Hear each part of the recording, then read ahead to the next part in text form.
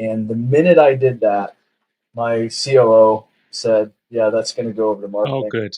So yeah, completely lost. You're that welcome. One. So yeah, well, exactly. I mean, I didn't. And once again, welcome to the Digital Customer Success Podcast with me, Alex Turkovich.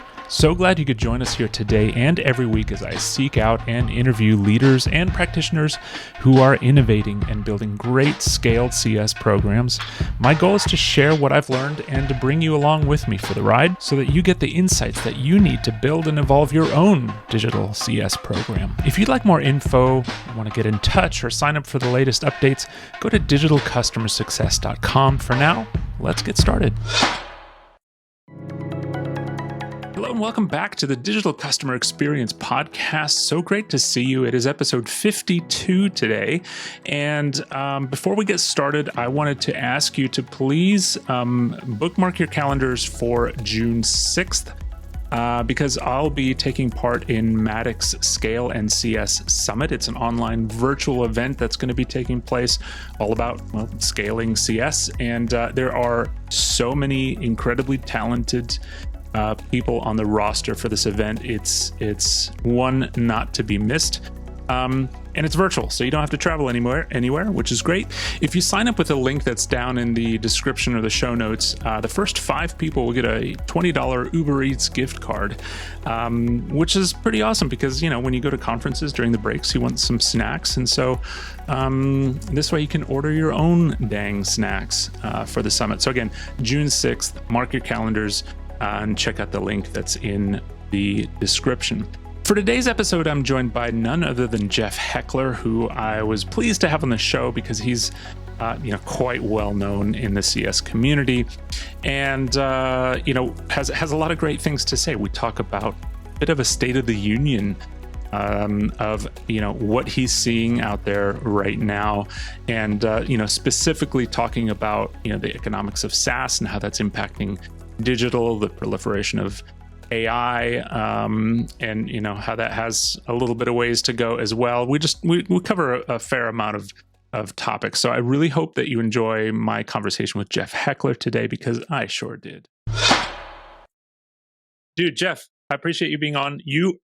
I was excited to have you on because you're like one of those voices that's like continually in CS, and you're a multi-award winner, and you've been a present voice in CS forever, and I think a lot of people really look up to your kind of opinion and thought leadership on stuff. So obviously, I was happy to have you on the show, and I'm pleased that you accepted my invitation. Well, it's my pleasure. I had the joy of listening to some of the other pieces you've done, and it's a real service to the community. So delighted and flattered to be here with you and some of the folks that have also contributed.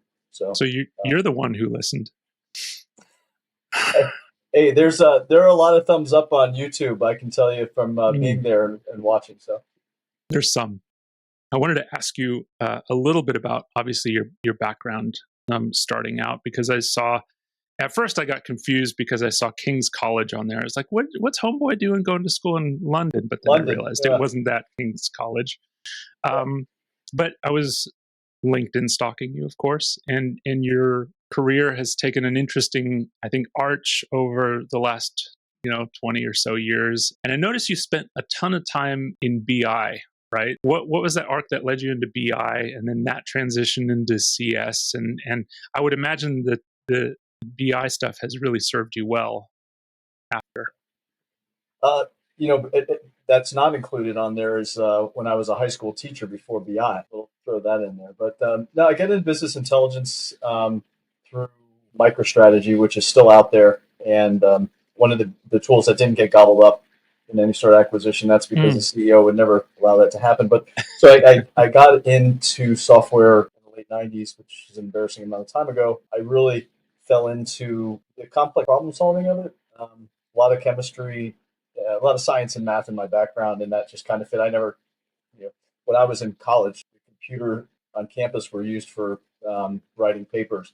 We just got out of word processing processors. So anyways, my roles in BI were customer facing, and that was the biggest joy. And shoulder to shoulder with customers, solving problems and getting to know their use cases. And so I now think about if customer success would have been around as early as it came on and I found it, I would have been in it. I got in customer success around 2011, 2012. Hmm. And for a similar thing, trying to solve business intelligence problems for a startup and then learning a little bit about customer success. And then I came from a professional services background on the BI side.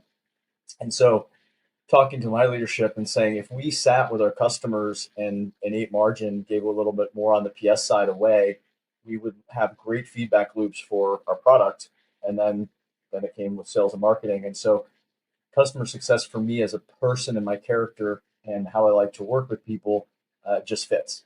And Yeah. so yeah, that's where it really works. Two things I explain to my family and friends that aren't familiar with maybe even tech. I say I sit in the Penn Station of my customers and my company, and Mm. that kind of buzz and energy I feed off of. I hope I feed into it. And if I wasn't doing customer success in tech, I'd find a hot dog vendor on the corner and help them out with their customer life cycle and journey. So it's just been great. You get to interact with so many different people every day. It's never anything the same thing twice, and so it's been a great run. What you just said kind of sparked something in my brain, which is a lot of times on the show I've talked about with various guests have talked about this too, about how like B2C I think needs to be more of a presence in B2B, and I think customer success can learn a lot, especially digital CS can learn a lot from B2C. But your mentioning of the hot dog vendor kind of sparked that thing, which is like, why do you think that customer success is so focused on tech, and why does it not so kind of prevalent in other industries like manufacturing and stuff like that? I'll be devil's advocate and think B2C, the companies vendors are so much closer to their customer. Yeah. So I think there's part of it there. And in tech, dealing with so many different, unless you're hyper verticalized as a product, you're dealing with so many different use cases and trying to go to market in that way. I think, oh gosh, I'll get myself in trouble. But PLG has also thrown more of a problem into it. Yep. So tech, one of the big things is you have startups in tech and early mid stage companies that are still trying to figure their way through the GTM, and they use customer success as not a feedback loop, but as a bridge and as just a second tier of support. And so all of those common problems that we've heard of and know of Hmm. and lived through, it's just been more of at times a crutch, a kind of a hodgepodge Venn diagram of professional services meets support. Let's throw customer success in there. In terms of headcount and cost, you Yeah. can do it generally at a better rate than you would a PS org, and just Hmm. slightly above what you could do with a support org. And I'm talking in vast generalities, but that standing up a CS org and the flexibility to it, you can pivot it and you can evolve it, iterate it really rapidly. It doesn't have a form like a support or a PS org. So Yeah. that's Because I where I mean, feel it. in PS, I mean, the majority of PS lives in times and materials world. At that point, it becomes almost a red tape bureaucratic situation to throw more PS at it, at a customer. And within CS2, it's got, this is also double edged, is you can go, cogs with it or you go OpEx. And Yeah, so, sure. or you can split it. And so, finance people see a lot of opportunity there. Yeah, I agree. Well, I think you've obviously been in CS long enough to where you've experienced a lot in terms of the genesis of CS over the years. And this is the Digital CS podcast. And we've been on this, really big wave of digital over the last, I don't know, few years, really. I guess I would ask first off, obviously, what is your elevator pitch of digital CS? How would you describe it in lay terms? And then We live like, in digital age, and CS really hinges on delivering seamless and personalized experiences at scale. So, leveraging data, automation, which is continually growing in our opportunities through digital channels, which is the software's tooling, the processes to guide customers proactively yeah, through their journey and onboarding, adoption, expansion, renewal, and advocacy. And so that's the why. and a little bit of the how, more of the why, reducing churn, driving value realization, particularly first value and Yeah. value milestones along with customer journey. And we go back to the last part of it: advocacy, fostering the loyalty, turning customers into raving fans, and flywheel growth engines for the company. So digital CS is it's a must-have. I think kind of morphed from a scaled and DCS along the way. Also, as I say, scaled. That Sure. scaled sometimes gets run over in the street now by digital. But Yeah. that's also important to keep in mind.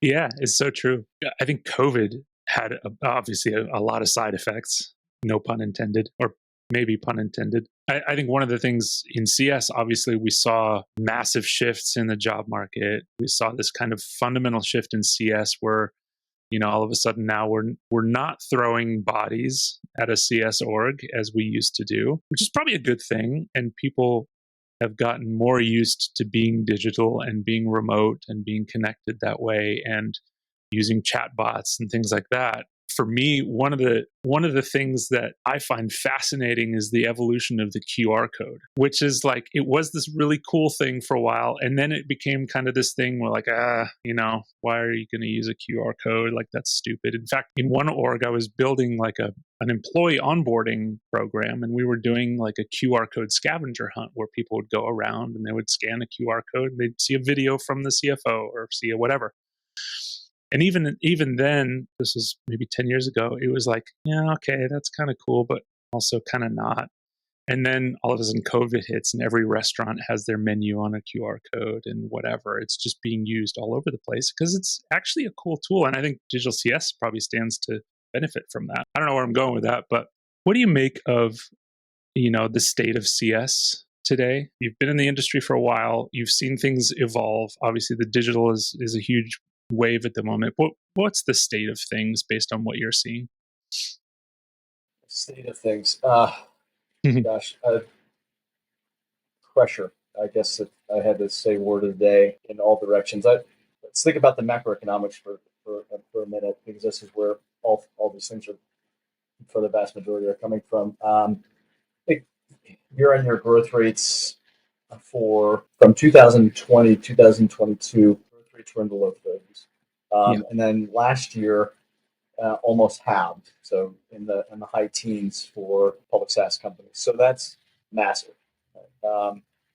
Median net retention fallen over the same period of time by over 10 percentage points from roughly 120, which used to be okay. 120 is kind of like baseline, Yep. down to 110, and then companies used to get their CAC back in 12 to 18 on average months, and now we're Yeah. looking at 3 years. So that's where investors are looking and saying, well, I'm not sitting around waiting for the long term, looking at 3 to 5 years just in generalities to move their investments in there. But then if I've got to wait for CAC to come back at over 3 years, then something has got to change. So that all just comes down and trickles down. I think you see a lot of contraction in headcount, see a lot of contraction in budgets, and see a lot of M&A activity around this, not just in CS and SaaS, but across the board in other companies, giant companies that are not SaaS in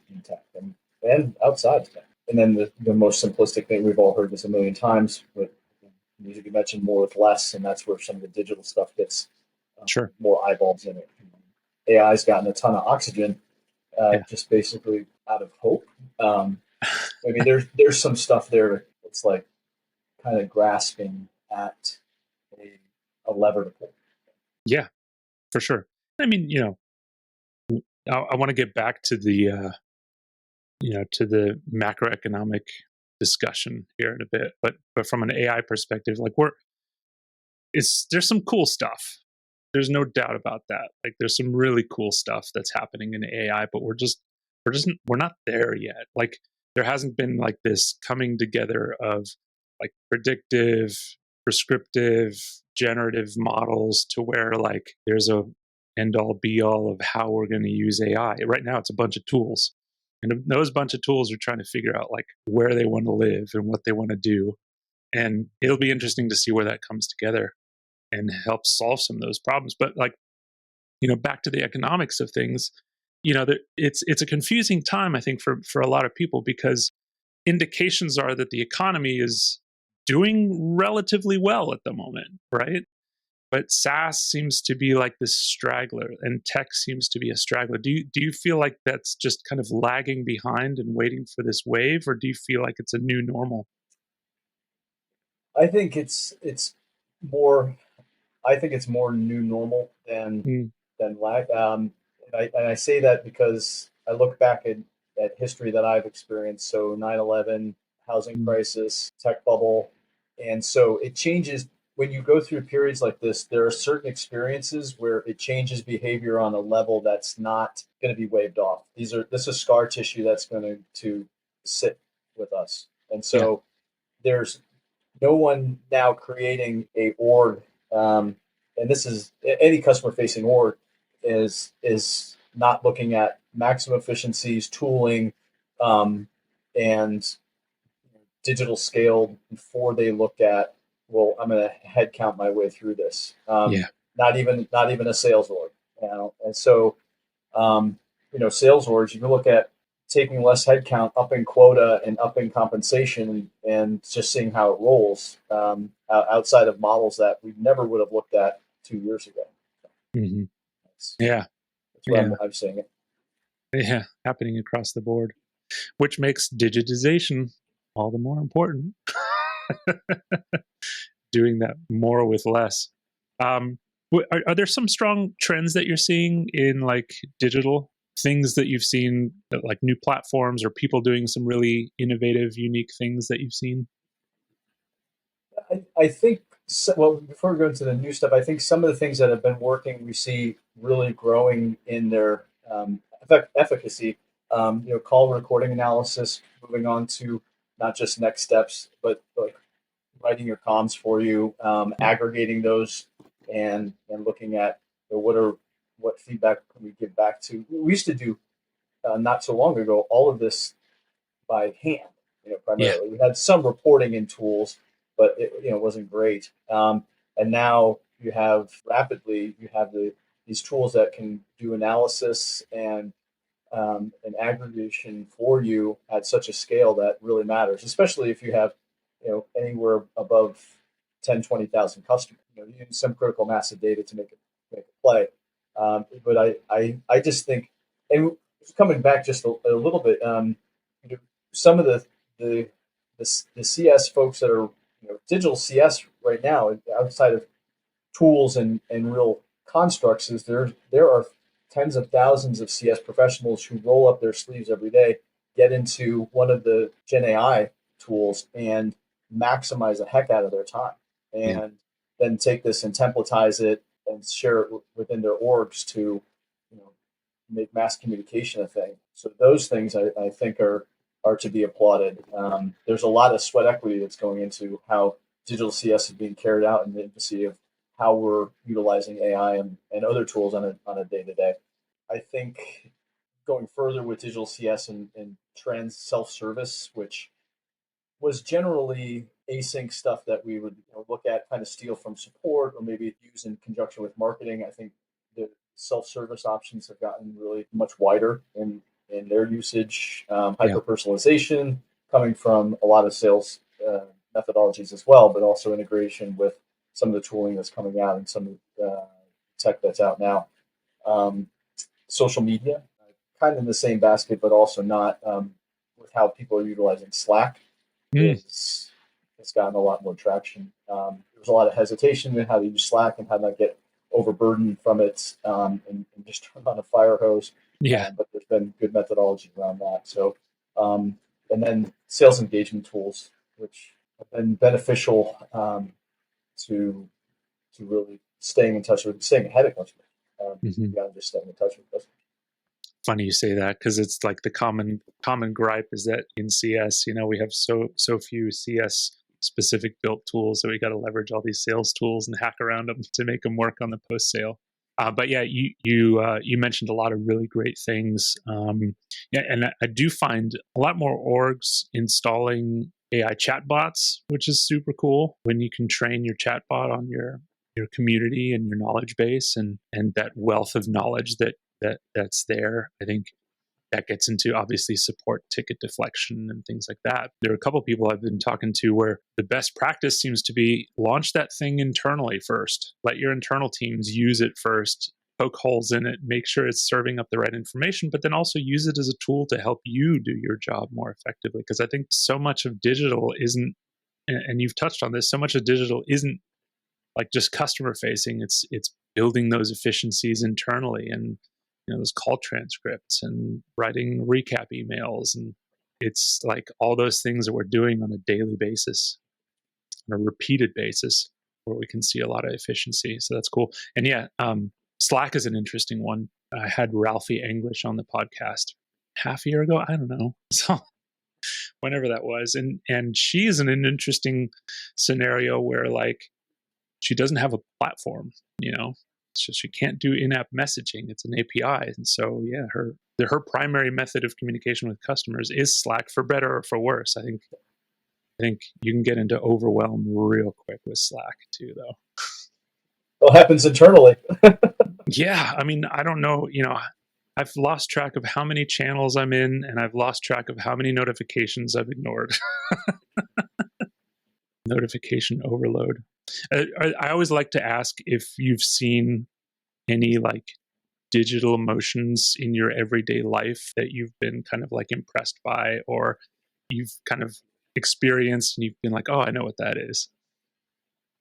Yeah, I think for the audience listening, I'll come back to sales engagement tools. So using something like SalesLoft or Marketo, and I say that because it's got a wide reach, and you're using IP that already exists, and hopefully content that can also be utilized as well from marketing and sales. And so I think that's, for a lot of folks that are probably in your audience, those are good places to start and get a big bang for your buck, provided you have solid journey mapping, and provided you have content which is right message, right time, right person. We're not trying to get into the wave my hand in the air so you can see me, but really look at what milestones and what points in the of value can I drive at particular moments in the life cycle. So though that one, I would just say with a wide swath of coverage can do, and if you're looking at budgeting, it's already in house, so it might just be a slight addition, and it's already been approved and through security, and so you have a lot of upside there. I love the scrappiness that digital CS folks have. It's just like, what data do we have? What tools do we have? One top tip that I've heard a couple times now is make best friends with your IT people, because they know every SaaS application that exists within the org and who has it. Because chances are, if you're looking at Calendly, somebody already has Calendly, or if you're looking at whatever, somebody's got it. Or something in the family, right?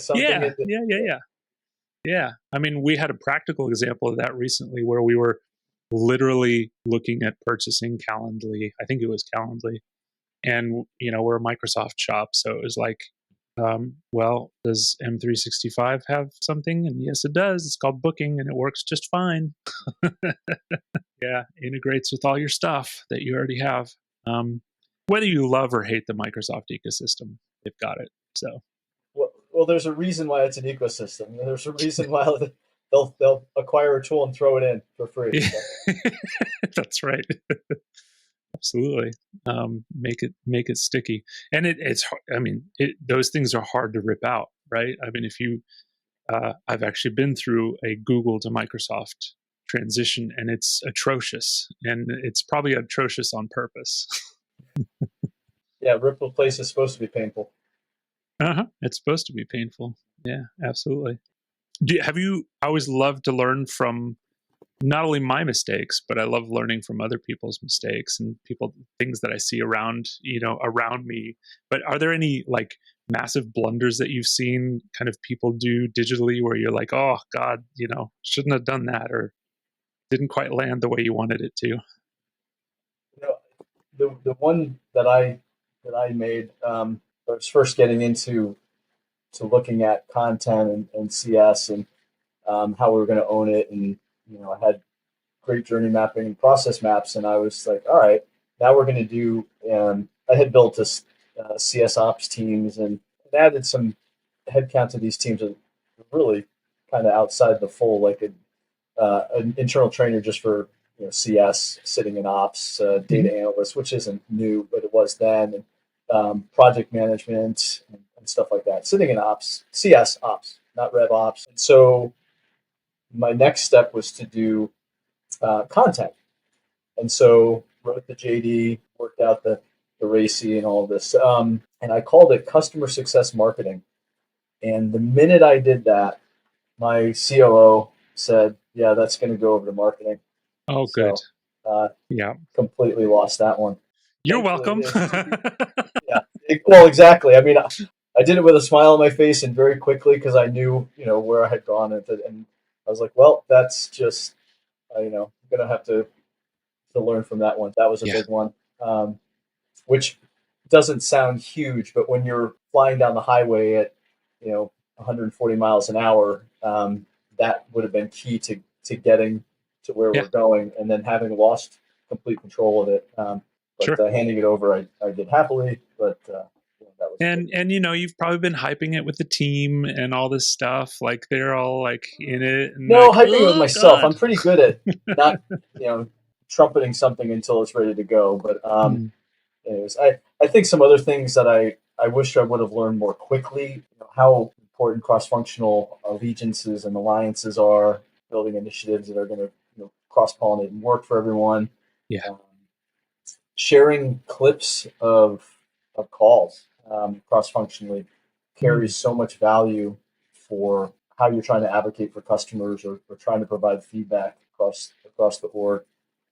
So Those are two things that come to tell mind. me more about that. How did that look? What did that look like tactically? How would you go about doing that? Because that involves going back to the recording and clipping out a segment and then distribute. Like that's time, right? Yeah, well, I'll break it down quickly. Establishing a cadence with your, let's go with product. All right, so you got product sales, marketing, and Yep. support. You've got regular cadences with you're aggregating. You're saying here's the ARR that or the MRR that we have at risk with these top key issues, and giving you a top five. And we're doing this bi-weekly or we're doing this monthly, and we're all tracking on it. And there's ownership, and you have executive sponsor that's sitting over this and making sure hawkishly that everyone's doing what they're supposed to be doing and owning, and then coming back from that and saying, I'm going to put this in. You just throw it in a spreadsheet, but you've got to get your team into whether it's even anecdotal or it's sentiment. If you don't have an object in your CRM or your CSP where you're coding this stuff, it's like, okay, here's the issue, and I have ears to it. If you have some call recording software that you can do keyword stuff, that's helpful. But it's really about your team, your CS team, identifying and being with you, lockstep, even if they're not there, but sharing this with the team and saying, here's the top five things that we're reporting back to support. Here's the top five things that we're reporting to marketing, and flagging those, and then getting the snippet and saying, here it is, and sharing that as high as you can to get visibility into it. So that's the tactical. That's cool. It's a mindset shift, right? Because as a CSM going into a call, you're prepping for the call. You have things you want to hit or whatever.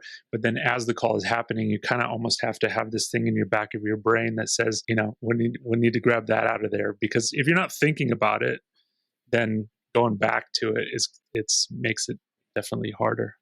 Well, and for the CSM, the amount of empowerment that you give to them and that they can share to the customer.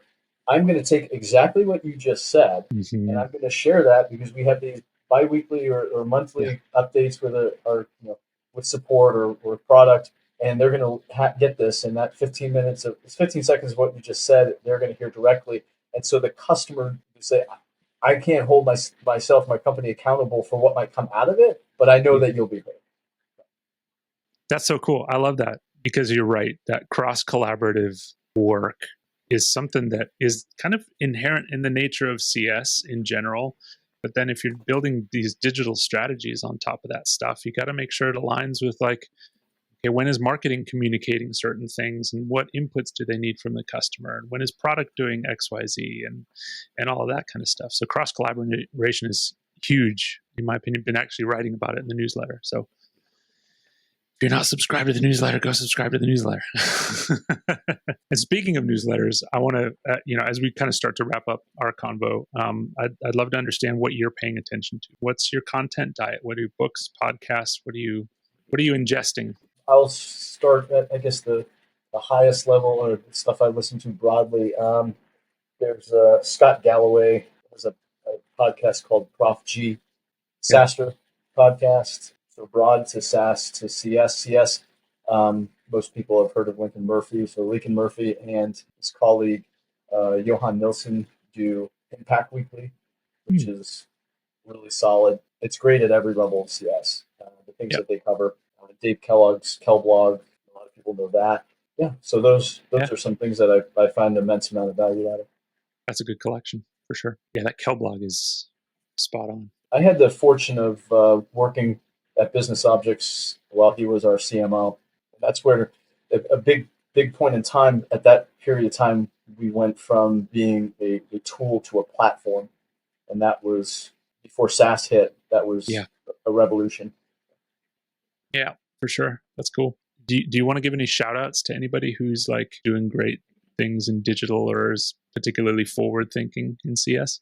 Just recently listened to your podcast with our friend Reed Ezeps, and she was talking about some digital stuff and the use of digital personas, if I remember correctly. And there is a tool by a company called Cast.App, led by CEO Dickey Singh, and that opportunity there for not just CS, but I think there's other opportunities. And the way the tool has grown and their offerings have grown, those folks are doing some really great work. There's hyper-personalization, there's massive efficiencies, there's aggregation, there's some predictive in there. And so as a total package, it's something that is really eye-opening. Yeah, I'm a huge Cast fan. In fact, Dickey was on the episode. I'm trying to see what...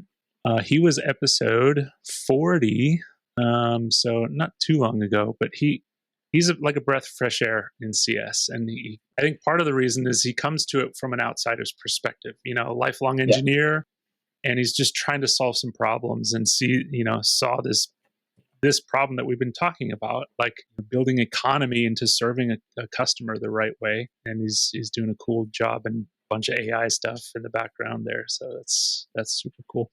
Where can people find you? What have you been up to? Anything you want to plug? Like, it's your time. I'll just say anybody who wants to connect, LinkedIn is the place, and stuff that I think about gets dropped there. Yeah, cool. I love following you on LinkedIn, and love that you're here. And thanks for sharing your knowledge and dealing with our connection issues that we've somehow battled through. Well, thank you, Alex. And again, for what you do for the community, thank you. Much appreciated. Yeah, for sure. I appreciate it.